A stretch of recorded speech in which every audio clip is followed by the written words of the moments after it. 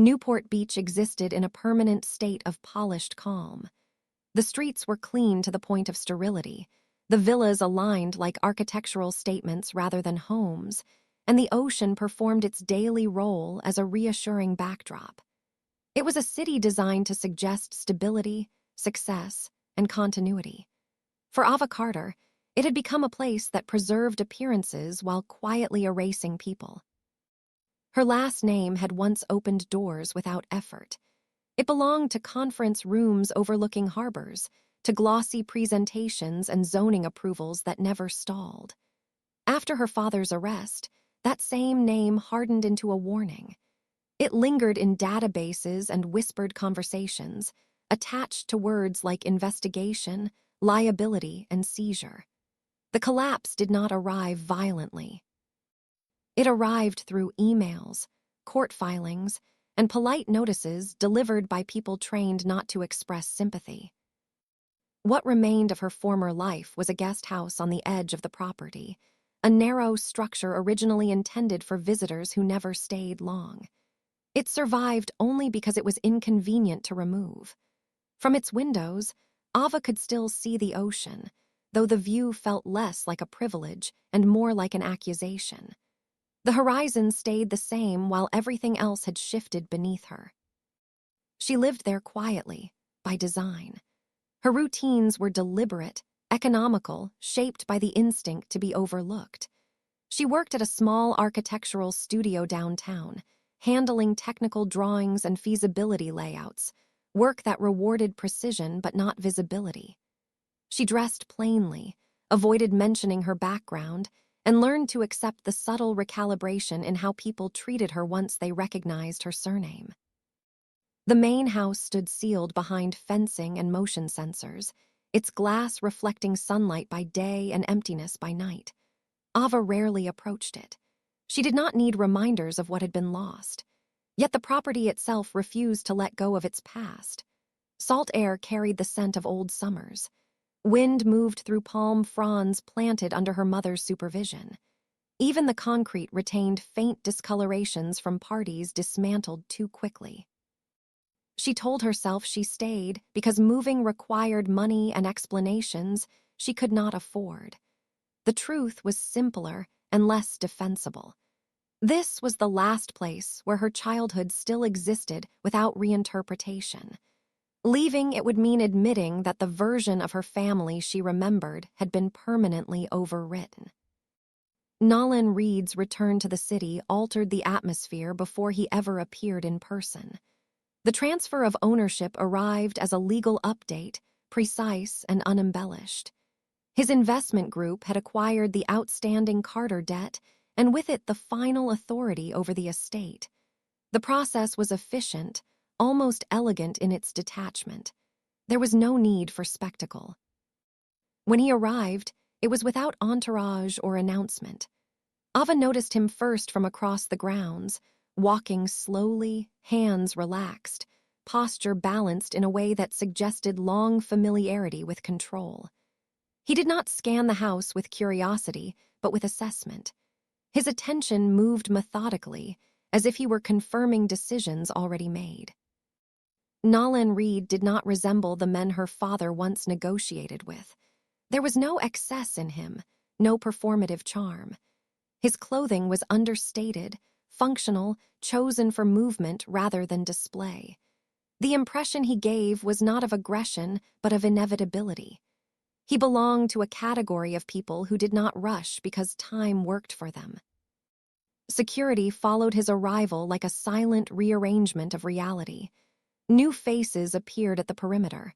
Access points changed. Systems updated. The property adjusted itself around him with mechanical obedience. Ava understood then that his authority was not situational. It was structural. Their first encounter was brief and unceremonious. He outlined boundaries and expectations with measured clarity. There was no hostility in his manner, only certainty. He did not raise his voice, did not lean in, did not need to. The terms were presented as facts rather than negotiations. Ava recognized the type immediately. He was not interested in dominance for its own sake. He was interested in order. What unsettled her was not the loss of control, but the precision of his focus. Nolan Reed did not treat her as collateral damage.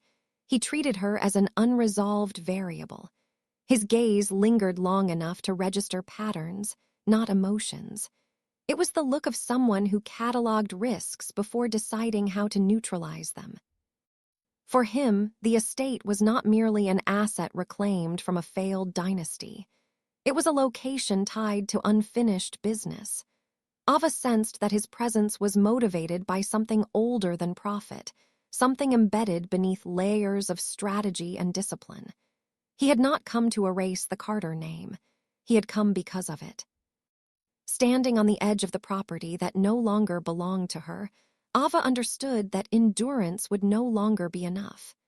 The past had followed her into the present, carried by a man who did not believe in coincidence.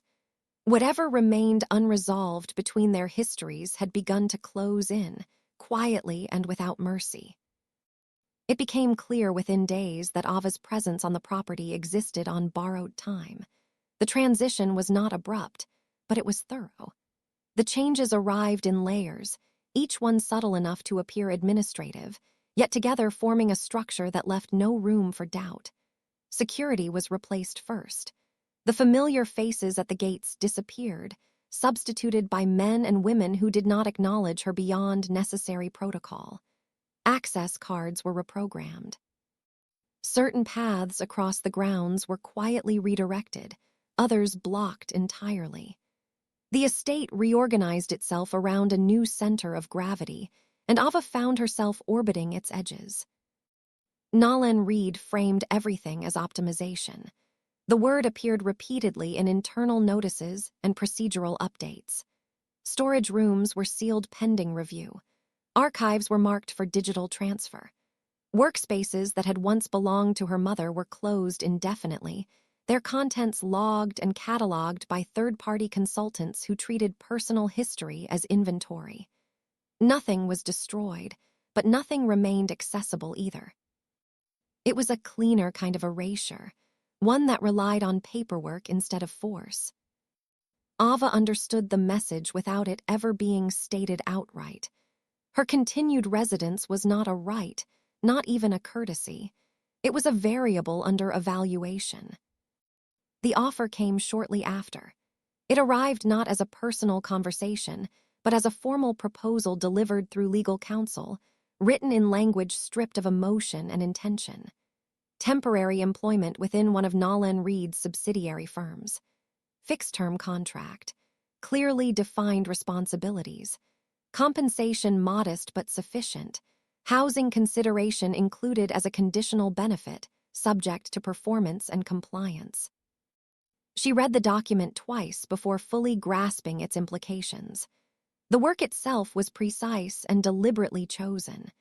She would be assigned to internal review, sorting through legacy projects associated with Carter development, cross-referencing architectural plans, financial approvals, zoning variances, and compliance reports.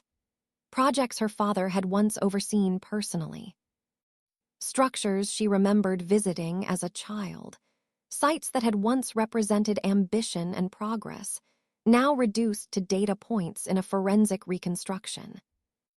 It was not an offer designed to utilize her skills alone. It was an offer designed to keep her close to the wound. Accepting meant agreeing to live inside a system that continuously reflected her family's collapse back at her. Declining meant immediate displacement. There were no dramatics attached to the alternative, only the quiet certainty of consequences that would follow with equal efficiency. Ava signed without ceremony. Her role placed her inside Nolan Reed's organization without granting her any illusion of belonging. She was not introduced publicly, not highlighted in meetings, not acknowledged as anything beyond a functional addition. Her access badge carried a temporary designation. Her workstation was positioned on a peripheral floor, close enough to observe operations, far enough to remain separate from influence. Nolan himself maintained distance. He did not hover or intrude. He did not question her directly or offer commentary on her progress. His presence was felt through systems rather than proximity. Files appeared on her task list precisely when needed. Deadlines aligned too neatly to be coincidence. Her work was monitored, but never corrected openly. It was a form of control that relied on anticipation rather than intervention. What unsettled Ava most was the duality of his authority. On one level, his actions were undeniably constraining. Her movement within the estate was limited. Her schedule became predictable. Her past was placed under constant review. Yet simultaneously, external pressure receded. Reporters who had once lingered near the property stopped appearing. Creditors who had sent weekly notices fell silent. Legal inquiries stalled without explanation. It became evident that Nolan Reed was intercepting threats before they reached her. Not out of generosity, but exclusivity. He allowed no one else access to her vulnerability. The message was implicit but unmistakable. Whatever reckoning existed between them would be handled internally, on his terms. Ava struggled to reconcile the contradiction. He stripped her of autonomy while insulating her from forces far less restrained. She existed within a narrow corridor of permitted motion, and outside that corridor lay only absence. It was a form of protection that felt indistinguishable from captivity. As weeks passed, patterns emerged. Nolan's discipline was absolute, but not erratic. He did not act impulsively or emotionally.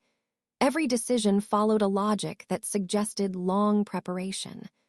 Ava sensed that she was not improvising within his world. She was stepping into a structure that had been designed with her presence anticipated. There were moments, rare but unmistakable, when his composure shifted. A pause too long over a document bearing her father's signature. A tightening of focus when reviewing incident reports from years prior. These fractures were brief, controlled, and immediately sealed, but they confirmed what Ava had begun to suspect.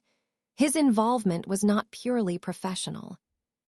The resentment beneath his restraint was old. It had been refined, organized, and integrated into his sense of order. This was not vengeance driven by anger, but by memory. Something unresolved had followed him into power, and power had given him the means to address it properly. Ava found herself studying him the same way she studied the files she reviewed, not for sympathy, but for comprehension. She recognized the signs of someone who had replaced chaos with structure at any cost, someone who believed that control was the only reliable form of safety. By accepting the contract, she had not secured shelter. She had entered into a controlled environment where even survival carried conditions. The air she breathed, the space she occupied, the work she performed all existed under borrowed authority. Nolan Reed did not need to remind her of this. The system did it for him. And beneath the weight of that system, Ava began to understand that whatever lay ahead would not be resolved through endurance alone. Power had already chosen its terms. The only remaining question was how long she could exist within them without losing herself entirely. The archive floor existed outside ordinary time. It was neither oppressive nor welcoming, designed instead to neutralize any impulse toward attachment. The lighting was mathematically even, calibrated to erase shadows. The temperature remained constant, indifferent to the hour or the season. A low, continuous hum from the servers dissolved into the background, creating a soundscape that made prolonged focus feel natural and reflection feel unnecessary. This was a place built to preserve information while stripping it of meaning. Ava adapted quickly. She learned how to move through the system without leaving traces of hesitation. Each morning followed the same ritual: authentication, task queue, file clusters assigned with clinical precision. Her work was measured in progress bars and timestamps, not in conclusions. The structure rewarded discipline and punished curiosity only when it became visible. At first, the documents behaved exactly as expected. Architectural plans aligned with municipal permits. Budget projections matched phased expenditures. Environmental assessments were thorough, conservative even. These were not reckless developments. They reflected a company that had once prided itself on legitimacy. The inconsistencies revealed themselves gradually, in the margins rather than the center. Ava noticed them the way one notices a building settling unevenly, not through collapse, but through tension. A subcontractor listed under 3 similar names across unrelated projects. Invoice numbers that skipped sequences but reappeared later under different cost centers.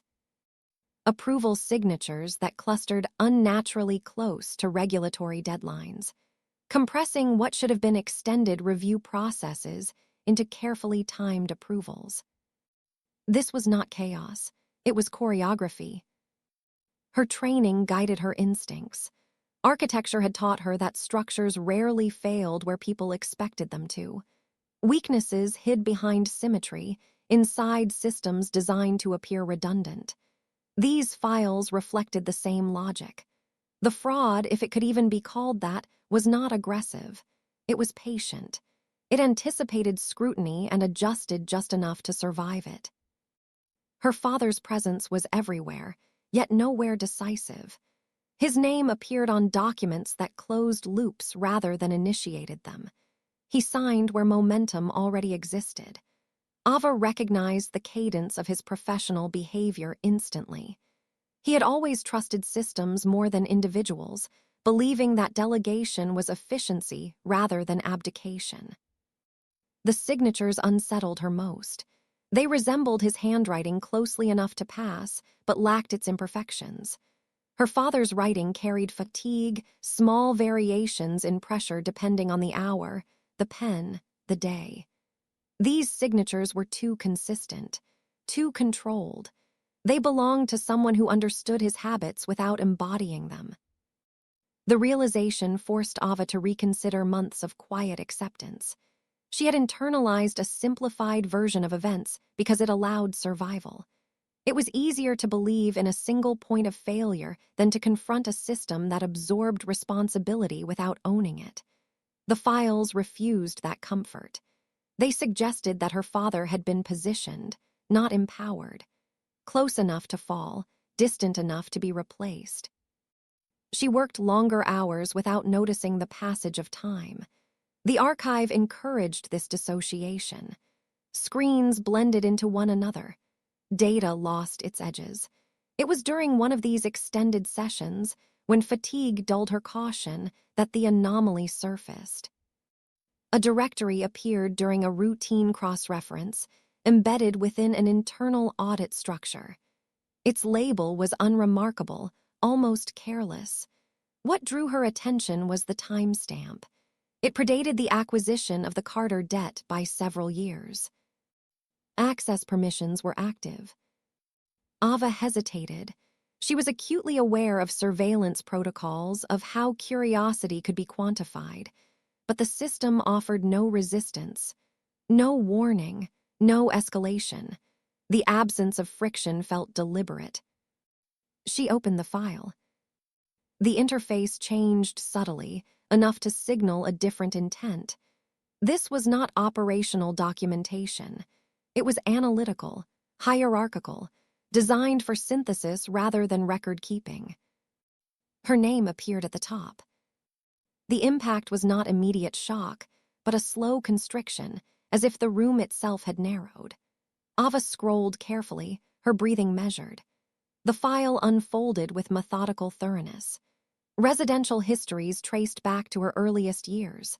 Addresses she barely remembered were rendered with precision, annotated with dates and durations. Academic records followed, reduced to metrics and behavioral summaries stripped of context or empathy. Medical data appeared next. Not diagnoses, but patterns, trends, probabilities. Her body translated into risk assessment. Photographs were cataloged without commentary. Some were public, easily justified. Others were not. The angles suggested proximity without acknowledgement, moments captured when she believed herself unobserved. Transit routes were mapped with algorithmic clarity, adjusted incrementally as her routines evolved. There was no narrative attached, no justification, no emotional framing. That absence unsettled her more than any explicit threat could have. This was not fixation masquerading as concern. It was surveillance justified by purpose. Nolan Reed had not reacted to her existence after gaining power. He had anticipated it long before. The realization reorganized her understanding of him. His restraint, his precision, his refusal to delegate her fate were no longer contradictory. They were consistent. She had not entered his world by coincidence. She had been accounted for. A deeper subsection drew her attention: incident correlation. The date registered instantly. A fire. One of the developments her father had overseen during a critical expansion phase. Ava remembered the news coverage vaguely, how it had surfaced briefly before being replaced by something louder. The official conclusion cited electrical failure. One fatality, no criminal findings. The victim was Nolan, Reed's mother. The knowledge settled with weight rather than force. Ava felt the artificial calm of the archive press inward, the uniform hum sharpening into something intrusive. She continued reading with controlled focus. Attached financial records told a parallel story. Settlements processed through intermediary firms. Consultancy payments timed precisely to coincide with investigative milestones. Silence purchased incrementally, disguised as routine expense. The architecture of concealment mirrored the patterns she had already identified elsewhere.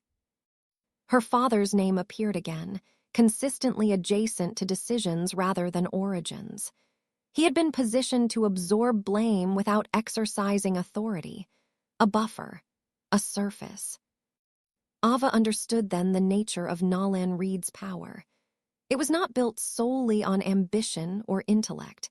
It was constructed around an unresolved memory, a loss categorized but never integrated.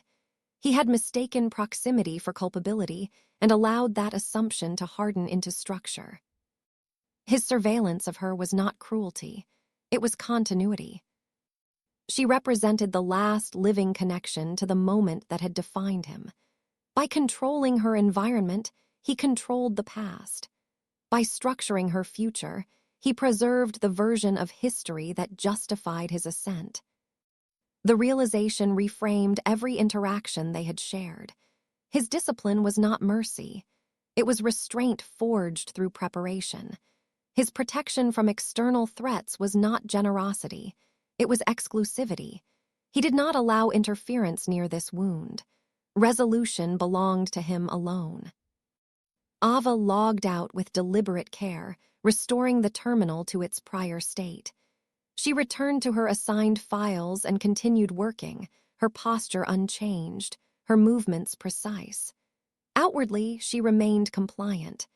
Internally, the balance had shifted beyond reversal. She no longer saw Nolan Reed as a distant authority wielding control. She saw him as a man whose entire system rested on an incomplete truth. His world appeared immovable only because its weakest element had never been tested.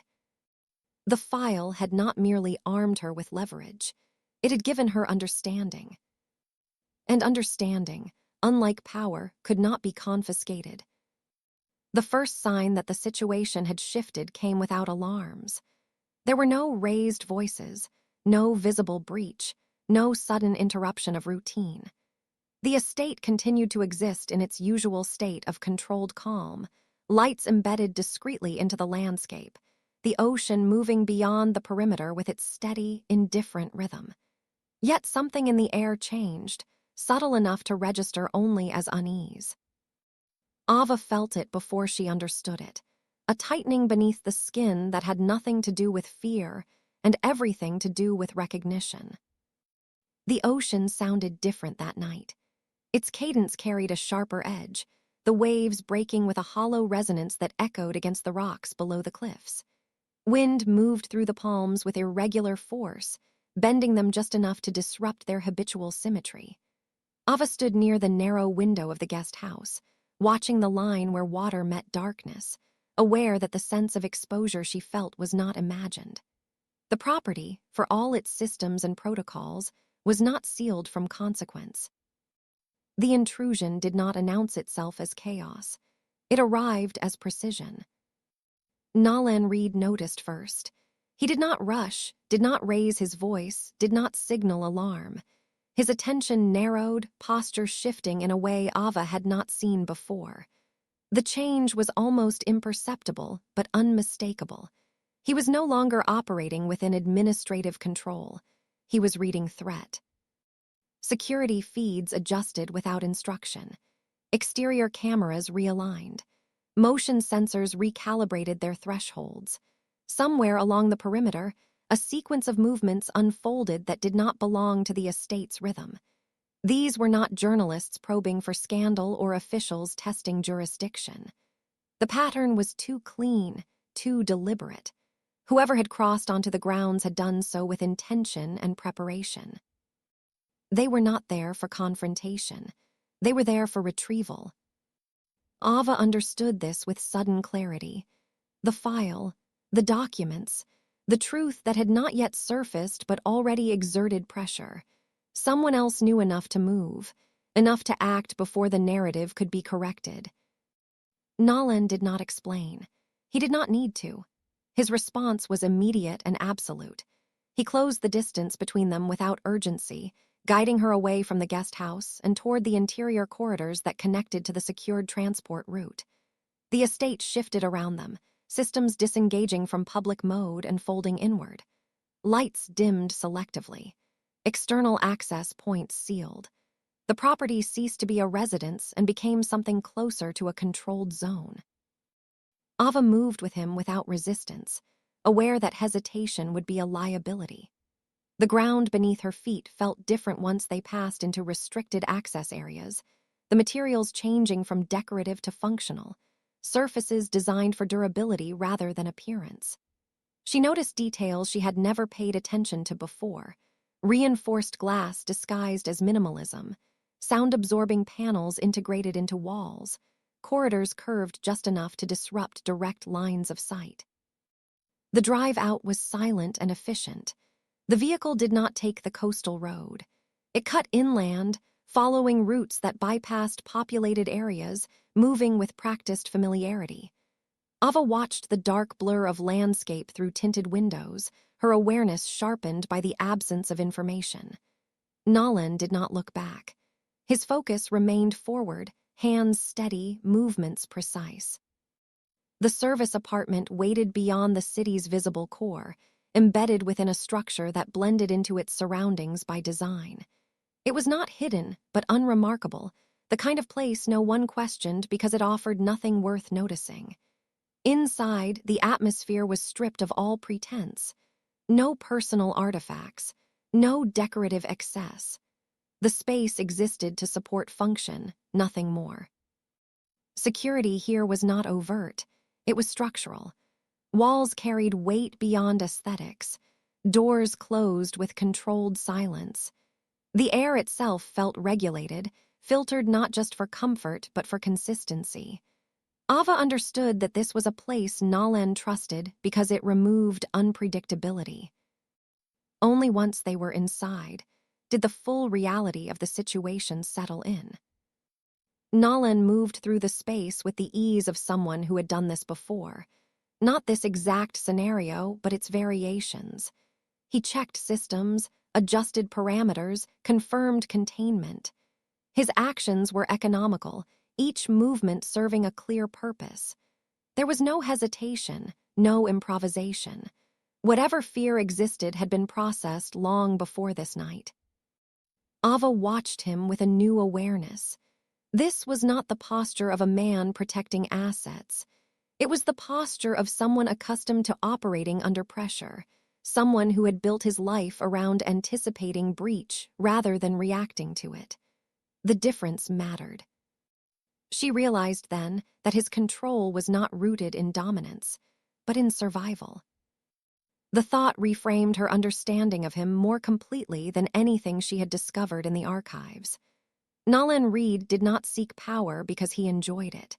He sought it because he trusted nothing else to hold. The systems he built, the discipline he enforced, the restraint he practiced, were all defenses against a world he had learned was capable of sudden, irreversible loss. The intrusion on the estate was not an isolated event. It was confirmation. Ava felt the weight of that recognition settle between them, not as trust, but as alignment. They were now positioned on the same side of exposure, whether they acknowledged it or not. Whatever forces had moved against the property had done so because the truth was no longer dormant. It had begun to attract attention. The ocean, audible even here through filtered acoustics, continued its restless movement. The sound carried differently now, less distant, as if the night itself were leaning closer. Ava understood why the unease had reached her before reason. The environment had registered threat before her mind allowed it. Nolan finally slowed, not because danger had passed, but because containment had been achieved. He did not offer reassurance. He did not explain contingencies. His presence alone communicated that the situation was under control for now, and that, for now, was the only certainty that existed. Ava felt the shift inside herself as clearly as she had felt the shift in the air earlier that evening. She was no longer a passive element within his structure. She was implicated. The risk that followed her was no longer theoretical. It had moved, crossed thresholds, tested boundaries. And Nolan had responded by closing ranks rather than pushing her away. The realization unsettled her more than fear would have. It suggested a connection formed not through intention, but through necessity. He had not protected her out of sentiment. He had done so because separating her from the situation would have introduced variables he could not afford. She was now embedded within the equation. They existed in the apartment in parallel silence, each processing the implications of what had occurred. Ava felt the edge of something forming between them, not trust, not alliance, but recognition. A shared awareness that the ground beneath them was no longer stable, and that survival would require proximity. Outside, the ocean continued to break against the shore, its sound carrying across distance and darkness like a warning that had arrived too late to be ignored. That night did not resolve anything. It clarified what was at stake.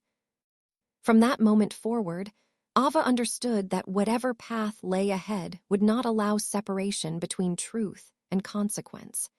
And Nolan understood that the past he had tried to contain had begun to move again, no longer willing to remain silent beneath the surface. The night ended without closure, but with alignment. Not chosen, not declared, but established by circumstance. And the ocean, restless and unyielding, kept watch as if it already knew that this was only the beginning. The shift from covert pressure to open attack happened with calculated brutality. What had once moved through closed channels, private interests, and silent containment spilled into public view with deliberate timing. The media did not stumble onto the story. It was handed to them, packaged and framed with enough plausibility to feel inevitable. Headlines resurfaced the Carter case with renewed intensity. Old accusations were repeated as established fact, stripped of nuance and inflated with speculative connections. Ava's father was no longer presented as a disgraced developer who had fallen amid systemic failure. He was recast as a central architect of corruption, a singular figure whose moral collapse explained everything that had gone wrong. By extension, Ava herself was repositioned as inheritor rather than survivor. Her proximity to the past transformed into complicity by association. The narrative was efficient. It required no new evidence, only repetition. Ava watched it unfold with a clarity that surprised her. The outrage felt staged, the moral certainty too polished. She recognized the pattern now. This was not exposure. It was consolidation. Someone was closing ranks, simplifying the story until it could no longer threaten those still embedded within the system. The attempt on the guest house followed less than 48 hours later. It was not subtle. Accelerant residue was found near the exterior wall, ignition devices placed where the structure's age made it most vulnerable. The fire did not take. Security systems triggered suppression protocols in time, but the message was unmistakable. This was no warning shot. It was an erasure attempt that failed only because of preparation. Ava stood at the perimeter the next morning, watching investigators move through the space with professional detachment. The house smelled faintly of smoke and chemical suppressant, a sharp contrast to the salt-heavy air she associated with the property. She felt no shock, no fear, only confirmation. The escalation aligned perfectly with the media cycle. Someone was compressing time, forcing resolution. She did not retreat. Instead, Ava returned to the archives with renewed intent. What had begun as cautious analysis became systematic excavation. She worked beyond assigned hours, tracing financial flows across years, reconstructing chains that had been intentionally fragmented. She cross-referenced shell entities with corporate migrations, tracking how responsibility had been transferred, diluted, and disguised through layers of rebranding. Patterns emerged with increasing clarity. The same names appeared repeatedly, always adjacent to power, but never exposed to consequence. Individuals who had once operated on the periphery of Carter development had since advanced into executive roles within Nolan Reed's organization. Their professional trajectories had benefited from the collapse, not suffered because of it. The timing was too precise to be accidental. Ava compiled her findings methodically.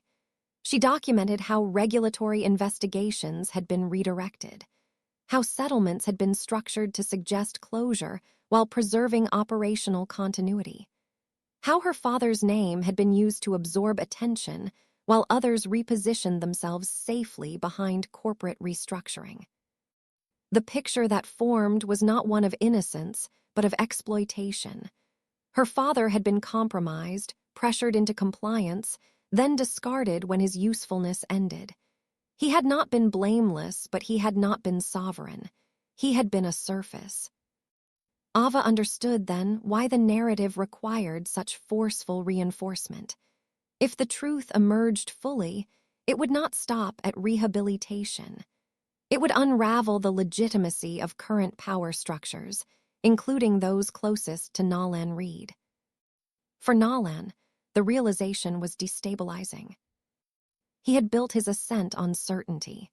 The belief that he understood the shape of his enemy had allowed him to impose discipline, to justify control, to transform grief into strategy. Ava's findings fractured that foundation. The people he had trusted, elevated, and integrated into his system were not merely adjacent to corruption. They were its surviving core. The misdirection was profound. His mother's death, the defining rupture of his life, had not been the result of a singular villain. It had been facilitated by a network that benefited from ambiguity and silence. The Carter name had provided a convenient anchor for blame, one that allowed the system to preserve itself intact. Nolan absorbed this truth without spectacle. There was no visible collapse, no outward expression of doubt, but Ava observed the subtle recalibration that followed. The way his focus narrowed, not in anger but in precision. The way he began to reevaluate personnel, processes, histories he had previously considered resolved. For the first time, his authority was no longer oriented toward containment. It turned inward, toward scrutiny. He did not resist Ava's conclusions. He did not attempt to minimize them. That restraint mattered more than apology ever could have. It signaled that he was capable of reorientation, that his need for control did not eclipse his capacity for accountability. Their dynamic shifted accordingly. Ava was no longer a variable managed within his structure. She became a contributor to its reassessment. Their interactions lost their asymmetry, not through formal declaration, but through alignment of purpose.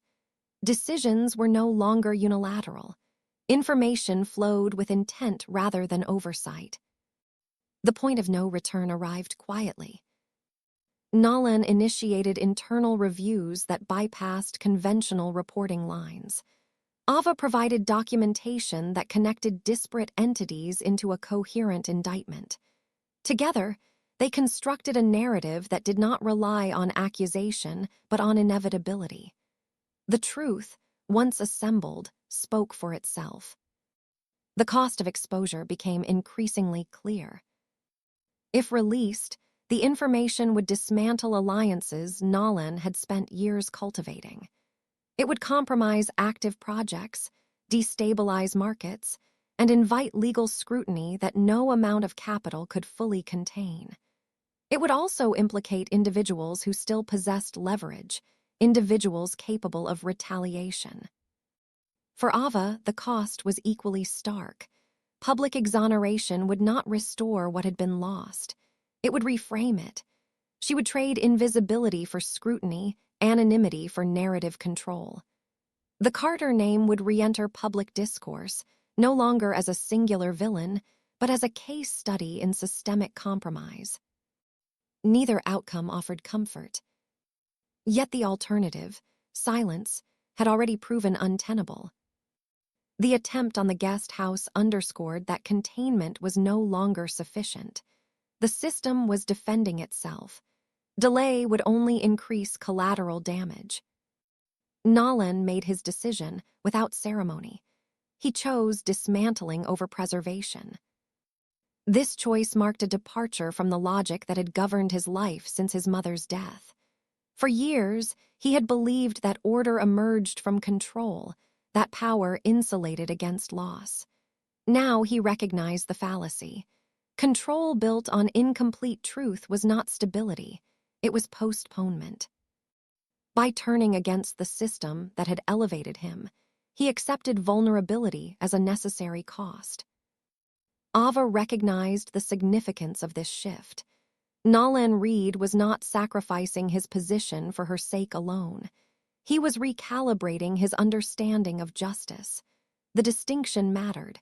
It meant that their alliance was not transactional. It was grounded in shared recognition of consequence.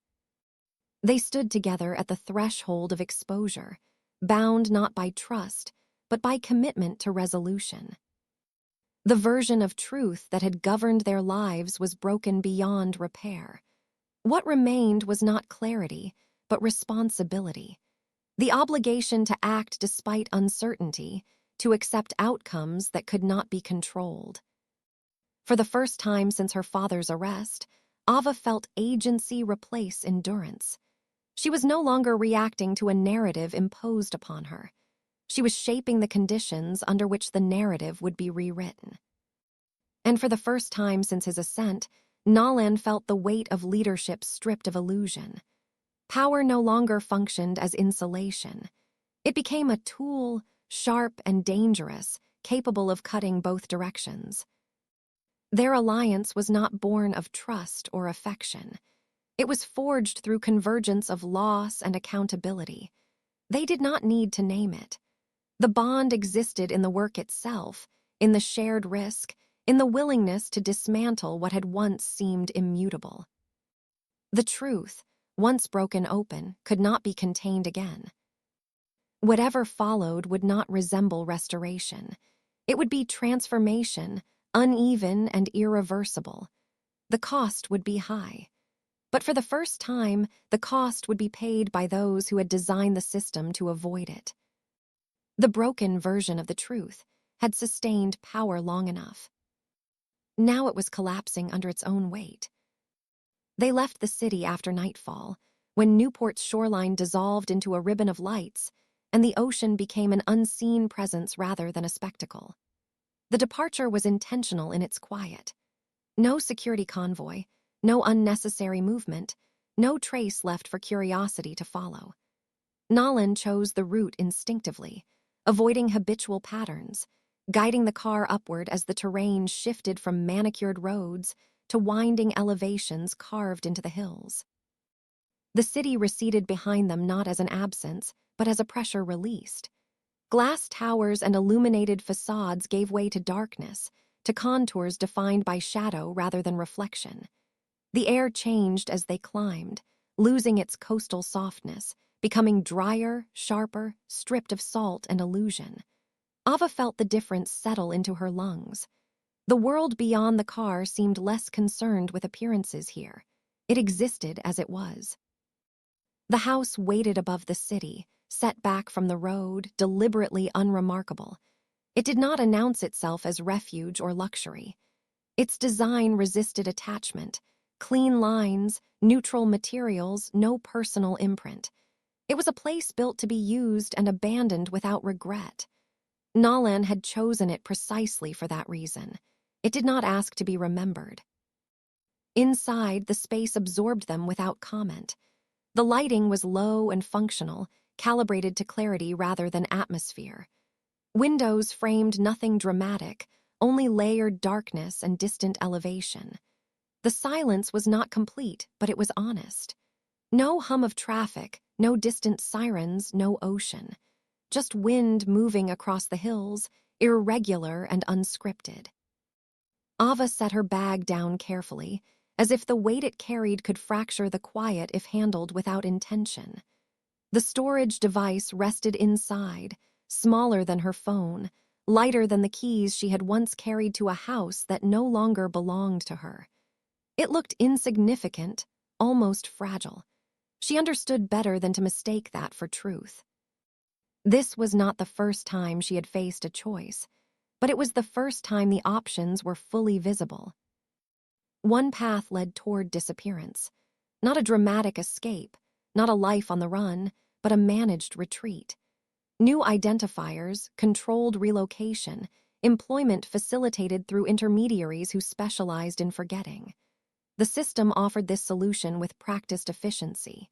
It was designed for people who knew too much, but wanted to survive intact. Ava could accept that path and watch the truth dissolve into sealed settlements and classified archives. She imagined that future with unsettling clarity. A different city, a different routine, a life where her name carried no weight because it carried no meaning at all. She would be allowed peace, but only by surrendering authorship of her own history. The other path was exposure. It meant releasing the documentation into structures that did not answer to private control. Federal investigators, regulatory bodies, international oversight mechanisms that operated slowly and publicly. It meant courtrooms, subpoenas, media reinterpretation, endless analysis by people who would never fully understand what had been lost or compromised. It meant becoming visible again. For Nolan, the cost of that choice was immense. He had built his authority by mastering systems, by understanding where influence could be exerted quietly and where pressure produced results. Public exposure dismantled those advantages. Once released, the information would no longer be his to shape. It would fracture his alliances, compromise active projects, and invite scrutiny that no amount of capital could redirect entirely. He had accepted this without hesitation. Ava recognized what that acceptance required of him. Nolan Reed had spent years constructing a world where nothing unexpected could reach him unfiltered. Control had not been a preference.